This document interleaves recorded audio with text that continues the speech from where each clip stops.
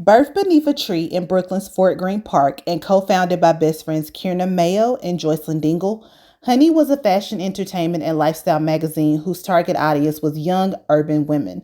Wanting to be a distinct voice for the female hip hop generation, Mayo and Dingle set out to create a magazine that placed young trailblazers such as Lil Kim, Missy, Brandy, and Tyra, to name a few, at the center. Their goal, Mayo says, was to use words, ideas, and images to love up on each other. Have you ever wondered what happened to Honey Magazine? Here's the story behind it. At Hampton University, Jay and I fell fast and hard for each other. We were put together sort of like a girl group to direct the school fashion show. She laughed loudly. There was some ratchet to her bougie. She was real. She was from Savannah, straight from an all-girls Catholic high school, and she used to work in a cool record shop. And I was from Brooklyn, 80s Brooklyn. My high school was a rapper factory. Joicelyn and I saw each other. We both loved Maya Angelou and hip-hop and fashion, so in turn, we completely loved each other. Mayo and Dingle met on the campus of Hampton University and became fast friends. After graduating from Hampton, both women moved to New York. Mayo began her journalism career as a member of the legendary Mind Squad, the original writing staff, and as editor for The Source. She worked at The Source for 4 years, writing pieces that frequently pushed back against sexism in the music industry and blanket criticism of hip-hop. Dingle, on the other hand, was a marketing manager for Spike Lee's 40 Acres and a Mule merchandising and Russell Simmons' Fat Farm. In March 1999, Mayo and Dingle co-founded Honey Magazine, with Mayo named the inaugural editor-in-chief and Dingle editorial director. Per the DAM editorial, Mayo and Dingle had this to say about starting Honey. The magazine you are about to experience has been in the air a long time. As best friends of 10 years, we were initially drawn to one another because of our common love of fashion and magazines. In college, along with another friend, we were selected to coordinate the annual homecoming fashion show.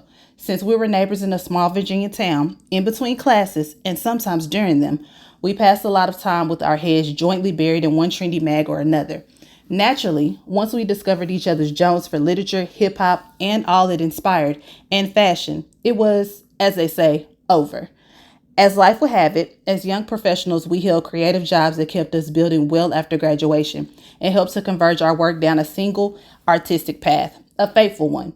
We are pleased to present to you Honey, a labor of love that is a direct result of years of late-night chats, cocktails with the girls, rigorous research, a strong passion, and most importantly, a need.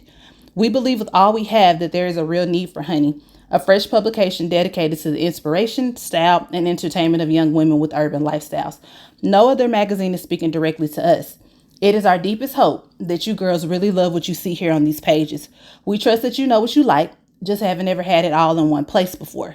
But for 9-9 and beyond, it's right here. Come with us on a spectacular journey. Honey is for young women with verve and young women with nerve. Because we know that we know image is everything. End quote.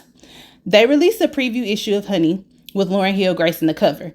It was shot in 1998 by famed photographer Jonathan Manning. The iconic cover, one of the magazine's most recognized, almost didn't happen. Dingle and Lauryn had previously become friends during the time Dingle worked for Spike Lee's 40 Acres and a Mill. Mayo and Dingle had told investors that Lauryn agreed to do the cover before even approaching her management. Lauryn's management refused to involve Lauryn, and in order to make the cover happen, Dingle went above their head. Dingle got in touch with Lauryn's mother at her home in Jersey in order to get a hold of her. Lauryn agreed to do the cover, despite already having 7 photo shoots booked for the week and being 6 months pregnant with her second child. For the Honey shoot, they hung a piece of fabric along with a few honey jars and shot from 11 p.m. to 3 a.m. I want to go back to that Lauryn moment because I want to talk a little bit about the shoot. I saw that as such a remarkable thing that happened. Do you remember that you called the girl's mother that I couldn't get Lauryn the right way through Jason Jackson, who was rejecting us? I did appreciate you being so professional. Yeah, I went rogue because I appreciated your professionalism, but we had something to do. So I had to call her mama house. I had to call her mother. I had met Lauryn years prior when I was managing Spike's joint. I used to have autograph signings with celebrities there. And the Fugees came and she and I bonded. And I'm not going to say this is the first time I'm saying this publicly, but I feel like she was dressing a little like you. Well, she asked me, what was crazy was she asked me to be her stylist for her video.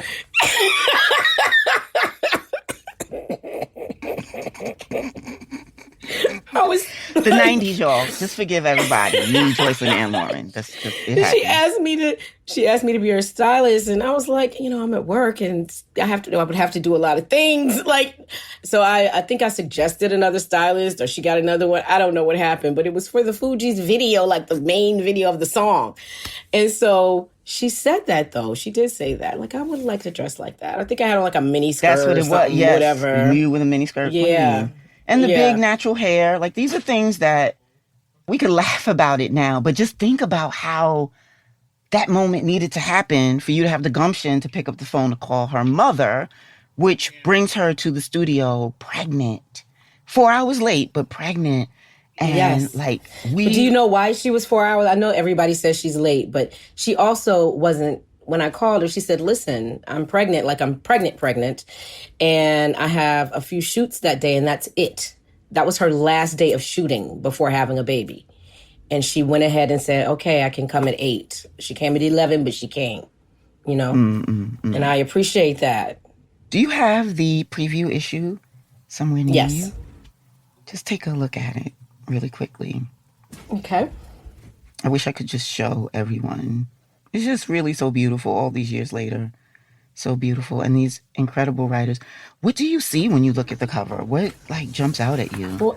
Well, because you and I wanted a honeycomb background, that jumps out at me because it wasn't like we, Jonathan Mannion hired he was our set designer. Yes, Jonathan Mannion was the amazing photographer, and he, we met with him and told him our concept, and I was trying to figure out how he was going to come up with this honeycomb background, but he hired a set designer, and she put a metallic mesh background on top of a gold fabric that was on a board type thing. And that was the honeycomb, and it looks like honeycomb to me. And I'm super proud of that part because as a marketing major, everything needs to like resonate honey. The background did. I love the touch you put on Taste to the Future, because I remember this clearly. You told Don Morris, who was the art director at the time, you said, I want the A to be gold. I don't know why I love that so much. I mean, on the cover. Also, I don't know how you remember that, but I do love that cover line. I think is that is one of the things that lets me know that we always had it. Taste the future. But I remember too that somebody bought us this bee, and you took that bee and you put it on that necklace, while Lauren was wearing it. So there's a bee. So there's a silver bee hanging from a necklace on Lauren's neck. And you put it on there. That wasn't there before. Kierna, do you remember when we got the pictures back, what happened with the publishers? Every shot of her, he was like, ooh, it looks scary. It's scary. And you said, are you scared of a black girl? It's a black girl. And it was so good. It was so good. Because I was like, why is he scared of her photos? She's intense and it's sexy to me and beautiful. And I was just not understanding what he was feeling. The two women shopped their magazine with a set business plan. They not only wanted to be creators, but also own said creation. Months quickly turned to years, and when the opportunity finally presented itself to achieve their dream, they jumped at it. According to Mayo, it came by way of a small publishing company who claimed they were already going to do something along these lines. Yeah, there was a catch. Our goal of ownership was thwarted from the get-go. End quote. When Mayo and Dingle initially met with the now defunct Harris Publications, they were told they didn't need to bring their representation or their business plan because it was a simple offer on the table, set in stone. They could either come work there on the magazine, even with their titles, but they would have no ownership, no vested stake. They were determined to finally see things come to fruition, and for them, it was about the women, the audience. Although it wasn't the ideal situation, Harris provided the funds needed, and so Mayo and Dingle went with it. Harris Publications positioned the magazine as a quarterly entertainment, fashion, and lifestyle book aimed at women ages 18 to 34 with an initial target circulation of 200,000. After only a year of publication, however, Honey changed hands and was sold to another publisher, Vanguard Media, by way of Keith Clinkscales. In May of 1999, publisher Keith Clinkscales left his position as Vibe Ventures president and founded Vanguard Media Inc. Upon doing so, and after raising millions of dollars in venture capital, he purchased two magazines, one of which was Honey. Clinkscales quickly turned Honey into a monthly in an attempt to broaden its appeal. I wanted to get Honey because I felt it could be a magazine that was written from an African American perspective, but it could reach all kinds of women: Black women, white women, Latin women, Asian women. I believe in the power of the urban culture. If you do it correctly, it can be a culture that finds ways to include people. Too much media seeks to divide. End quote. In 1997, prior to Clinkscales' acquisition of Honey, and even before the magazine made it to publication, Clinkscales was one of many that Mayo and Dingle submitted their original business plan to. He eventually passed on the business plan, but upon deciding to purchase Honey from Harris Publication years later, Clinkscales did not approach Mayo and Dingle first. Mayo and Dingle did not find out about the deal until it was near completion, causing problems between the three from the onset.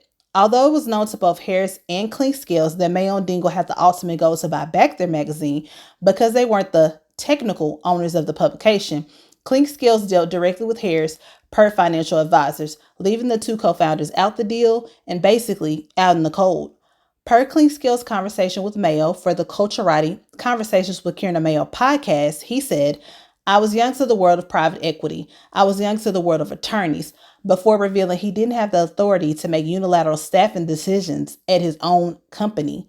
They were very clear about certain things and what could be offered. "I'm dealing with the constraints that I'm provided." End quote. He went on to mention Harris was adamant about speaking with both Mayo and Dingle as discussions were happening, so leaving them out the process was unintentional on his part. However, the importance of the deal and figuring out the money part took precedence over everything else. Clinkscales did not offer the women their respective titles, but would instead go on to offer them probationary positions with an offer to revisit things in 90 days, according to Mayo. Clinkscales described the team as integral to the publication and said based on his prior relationship with Mayo, he thought they would later work out the details of their and their team's involvement. However, he didn't express that to them directly, effectively sending another message altogether. Adding insult to injury, when Clinkscales initially pitched investors on the idea of Vanguard as a media company, one that he says was not centered around Honey but definitely included it, he did so without the inclusion of the magazine's two core members. "I had just got done talking to a bunch of investors about the greatness of this team. And then when we get the magazine after going through all this stuff with Harris, then we're not going to get the team." End quote. Ultimately, when Clinkscales, Mayo, and Dingle can come to a common consensus on Honey, Mayo and Dingle would sadly leave their positions, opting to move on and leave their dream behind. Honey would unfortunately cease publication when Vanguard filed for bankruptcy in 2003. 2 years later, in 2005, Sahara Media would acquire the brand for $600,000. They would go on to invest close to $3.4 million into Honey and the proposed digital offshoots like Honey Hair and Honey UK in the years to follow. In 2008, per CBS News, it was announced that Honey Magazine was set to relaunch as honeymag.com. The new site was slated to go live in Q109 and was set to blend fashion, entertainment, and other content, including video, with social media features from the then as yet unlaunched sister site, thehighspot.com. Parent company Sahara Media Holdings, Inc. rolled out a version of honeymag.com back in June 2007. With this version mostly serving as a central hub for about 35 blogs. The magazine relaunch happened in 2009, this time online. Things have been quiet since. After the shuttering of Honey, Mayo went on to become Ebony's editorial director, beginning in 2011, and was promoted to editor-in-chief in 2015. During her tenure, she received both praise and condemnation for an Ebony cover depicting the fictional Huxtable family of The Cosby Show in a smashed picture frame. In 2016, she resigned from her position after Ebony's owner sold the publication to Clearview Partners. During her time with Ebony, she also held the position of Vice President of Digital. Also in 2016, she was named Senior Vice President, Content and Brands at iOne Digital. Mayo is currently the Vice President and Executive Editor at the publishing imprint One World/Rocklit 101 since 2021. She resides in New York with her husband and two sons. Dingle continues to write for publications as a freelance journalist. She's written for such publications including, but not limited to, Jet and Ebony. She has also utilized her talents in other areas as an editor, scriptwriter, and at one point, an entrepreneur. She and Mayo are working on the completion of a documentary about the making of Honey Magazine. Dingle splits her time between Savannah and Brooklyn. From 1999 to 2003, Honey Magazine represented for the female hip hop generation. They provided a space for women and likes to see themselves and immerse in things they had an interest in. During Honey's magazine run, they placed many iconic figures important to culture on the cover, from Left Eye to Beyonce, often before the quote unquote major magazines even thought to. Honey was something different, something important, and before its time. Do you remember Honey Magazine? What was your favorite cover? Let me know your thoughts in the comments below. Like this video and subscribe to this channel for more content.